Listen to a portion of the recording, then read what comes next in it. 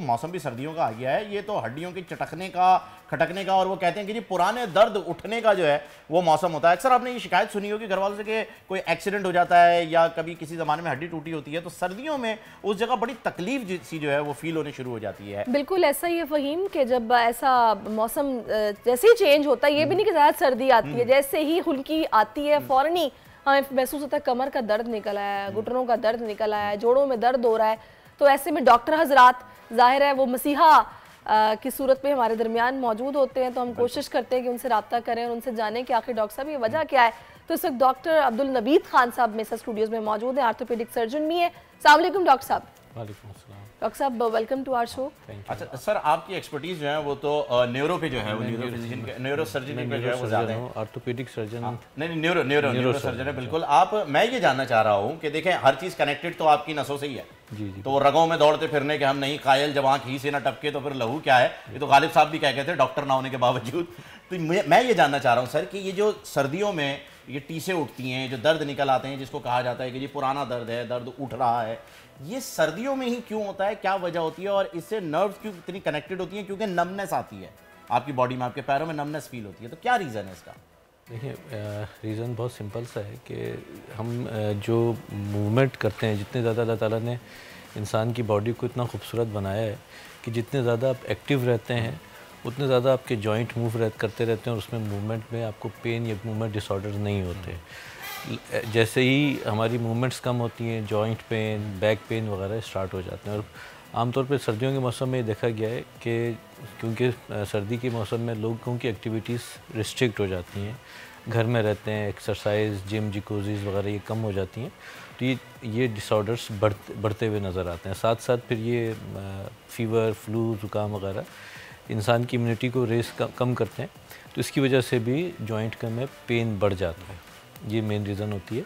और जो नर्व्स की आप बात कर रहे हैं वो सिमिलरली जब बैक पेन होता है, नर्व पे प्रेशर आता है, स्टिफ आता है, तो पेन रेडिएट करता हुआ महसूस होता है पाँवों में, हाथों में, उसे रेडिकुलोपैथी कहते हैं। अच्छा डॉक्टर साहब, एक चीज़ मुझे और बताइएगा, ये तो ठीक है सर्दियों जैसे ही आती हैं हम लोगों को ये दर्दें शुरू हो जाती हैं। एक आजकल मैंने कॉमन प्रॉब्लम सुनी है जो कि मेरा ख्याल है बूढ़ों में तो चलो जी एज फैक्टर भी होता है, हम सुनते ही हैं, यंगस्टर्स भी बहुत ज़्यादा है जी। मैं सोया हुआ था तो मेरी वेन पे वेन आ गई, मुझे क्रैम्प्स पड़ने लगे, मेरी आँख खुल गई और इतना दर्द था कि मुझसे बैठा भी नहीं जा रहा था या लेटा भी नहीं जा रहा था। फिर अक्सर हम ये देखते हैं कि हाथों की वेन्स पे वेन आ जाती है कि आपका हाथ एकदम खुल नहीं रहा, अकड़ गया। ये क्या प्रॉब्लम होती है, कोई डेफिशिएंसी होती है? इस क्रैम्प्स पे जो है वो सारिश ने जो सवाल में क्रैम्प यूज़ किया ना, इस पे ज़रा खास नज़र रखिएगा क्योंकि मोहम्मद रिजवान तक ये क्लिप हमने पहुंचाना है, जो हर मैच में उनको क्रैम्प आता है और वो टांग उठा के गिर जाते हैं। बिल्कुल आपने सही कहा, लेकिन देखिए बात ये है कि हमारे जो लाइफ स्टाइल है, करंट लाइफ स्टाइल, अगर आप आज से 10-15 साल पहले चले जाएँ उसमें बहुत फ़र्क आ गया है। आप ज़रा सा छोटा डिस्टेंस तय करना हो, गाड़ी, मोटरसाइकिल, ज़्यादातर मोबाइल पे बैठे हुए हैं, कंप्यूटर पे, लैपटॉप पे बैठे हुए हैं, फ़िज़िकल एक्टिविटी कहाँ है? दूसरा जो आप देखें, हम कराची शहर की बात करते हैं, हमारे पास क्रिकेट के, हॉकी के, फुटबॉल के मैदान ख़त्म होते जा रहे हैं, हर तरफ आबादियाँ बढ़ती जा रही हैं, शादी हाल बनते जा रहे हैं, इंक्रोचमेंट्स हर जगह हैं।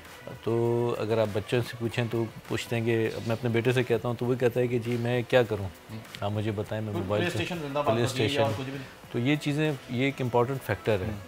जब फिज़िकल एक्टिविटी नहीं होती है तो फिर इंसान की जॉइंट पे प्रॉब्लम आता है, डेफिनेटली आता है, यानी उसी वजह से है ये। अच्छा मुझे ये बताइएगा डॉक्टर साहब, मैंने कहीं पढ़ा था कोई ब्राज़ीलियन वो थी एक डॉक्यूमेंट्री, उसके अंदर आपकी बॉडी में 600 के करीब कुछ मसल्स होते हैं टोटल, अगर काउंट किए जाएं तो मसल्स तकरीबन छोटे बड़े तकरीबन इतने होते हैं। और अगर आप वॉक करते हैं तो उसमें से 556 या 557 के करीब जो है वो एक्टिव हो जाते हैं। बेस्ट एक्सरसाइज हम अपने मरीजों को यही कहते हैं कि आप as long as you walk, जितना ज़्यादा वॉक करते हैं वो आपके लिए उतना ज़्यादा बेनिफिशियल है। बिल्कुल, तो मैं यही जानना चाह रहा हूँ कि आप जो है वो हमारे ऑडियंस को, हमारे व्यूअर्स को ये भी बताइए कि ये वॉक कितनी ज़रूरी है और इस वॉक के लिए आपको अपने घर का जो पैसेज है वो भी काफ़ी है या नहीं, या फिर ये वाकई हमें कोई मैदान ही ढूंढना पड़ता है जिसकी वजह से बड़ी काहिली हो जाती है? देखिए, walk 40 minute walk a day is beneficial for health. 40 to 50 minutes आप 1 घंटा कर लें, ये काफ़ी बेहतर है। और वॉक के लिए बेहतर ये होता है कि आप घर से बाहर निकलें, क्योंकि हमारे पास पेशेंट आते हैं अक्सर, वो ये कहते हैं डॉक्टर साहब मैं अपने वॉक का काम है, घर में काम तो करती हूँ या करता हूँ, वॉक करता हूँ। ख़वातीन कहती हैं कि जी मैं 5 मिनट वॉक की, मुझे याद आ गया कि दूध चूल्हे पे भूल गई। बिल्कुल ऐसा ही।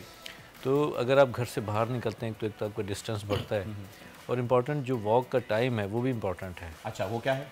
मॉर्निंग वॉक या असर से मगरिब के दरमियान जो हल्की सी धूप की वॉक होती है। अक्सर लोग कहते हैं हम रात के खाने के बाद वॉक करते हैं, बिल्कुल। तो धूप में जो वॉक की जाती है वो बहुत ज़्यादा बेनिफिशियल होती है एज़ कम्पेयर टू जो यानी अर्ली मॉर्निंग या फिर जब शाम 4-5 बजे के तेज़ करीब धूप में तो अब डेफिनेटली वॉक करना मुश्किल हो जाता है ना। सही।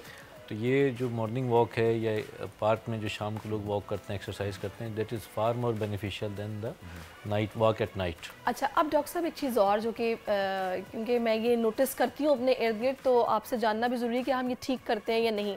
आजकल एक सप्लीमेंट्स का इस्तेमाल बहुत ज़्यादा बढ़ गया है हम लोगों में, भले जवान हों भले बूढ़े हों। 30s के बाद तो लोग समझते हैं कि भाई ये मैंडेटरी है कि आपको एक सप्लीमेंट टैबलेट अपनी डाइट में ज़रूर रखनी है।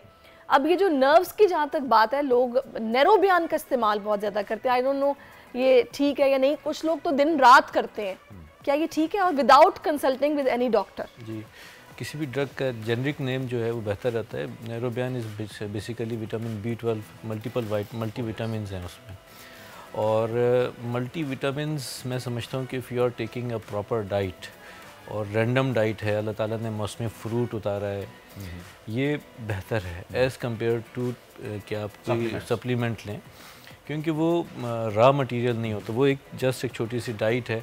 और जितनी बॉडी का एक निज़ाम इस तरह से अल्लाह ताला ने खूबसूरत बनाया कि जितनी आपकी रिक्वायरमेंट है वो तो एब्ज़ॉर्ब हो जाएगी, बाकी ज़ाया हो जाती है। और बड़ी इस पर स्टडीज़ हैं कि जो B12 का ज़्यादा इस्तेमाल है उससे डिप्रेशन, एंजाइटी, स्ट्रेस बढ़ती है। अच्छा। तो अक्सर पेश आते हैं कि जी काफ़ी अरसे से मुख्तलिफ फार्म में B12 या विटामिन की गोलियाँ ले रहे हैं, तो उनमें देखा गया है कि स्लीप डिप्रेशन की कमी, नींद की कमी या डिप्रेशन की या एंजाइटी या स्ट्रेस के प्रॉब्लम ज़्यादा देखे गए। बोन एक्स, जितनी नींद कम होती है बॉडी एक्स उतने ज़्यादा बढ़ते हैं। वजह ये भी हो सकती है ना डॉक्टर साहब कि आप ये सप्लीमेंट स्टार्ट करने से पहले ही ना तो अपने टेस्ट करवाते हैं, बिल्कुल, ना इस सप्लीमेंट के कोर्स को जो कि 1 महीने से लेकर 3 महीने तक होता है मैक्सिमम, उसके बाद अपने टेस्ट करवाते, तो आपको पता ही नहीं है कि डेफिशिएंसी किस चीज़ में आ रही है जो आपको पूरी करनी है, और क्या चीज़ एक्सीड कर गई है ये भी आप नहीं जानते, फिर उसके बाद आप डॉक्टरों के चक्कर लगाते रहते हैं। सही कह रहे हैं। बिल्कुल इसी तरह से जैसे आजकल विटामिन D का एक बहुत ज़्यादा है कि जी हर GP जिसके जी पी रहे होते हैं, हालांकि ऐसा नहीं होता है। Ampoule is found for injection, exactly, और जो इंजेक्शन फॉर्म है वो बॉडी में एब्जॉर्ब नहीं होते। पहली बात तो एक लोगों का फाल्स कंसेप्ट है कि जी हम इंजेक्शन पी लेंगे तो हमारी बॉडी एब्जॉर्ब कर लेगी। ज़हनी तौर पे विटामिन D मिल रहा है उन्हें, बॉडी में नहीं मिल रहा। और सबसे अच्छा बेहतरीन विटामिन D की सोर्स अल्लाह ताला ने हमारे मुल्क में धूप बनाई है, बेशक, ठीक है। विटामिन D की सोर्स अंडा है, शहद है, आप ये लें तो आपको ज़रूरत ही नहीं पड़ती है।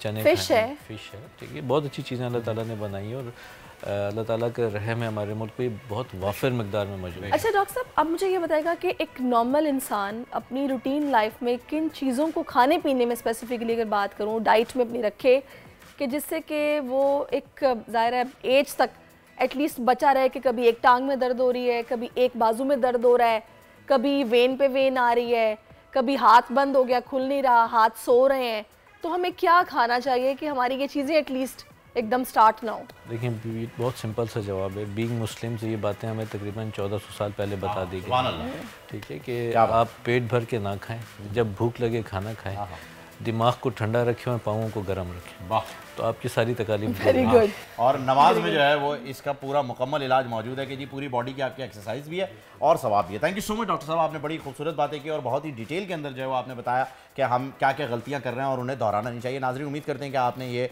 सारी बातें नोट कर ली होंगी। सब्सक्राइब करें और बेल दबाएं ताकि कोई खबर रह न जाए।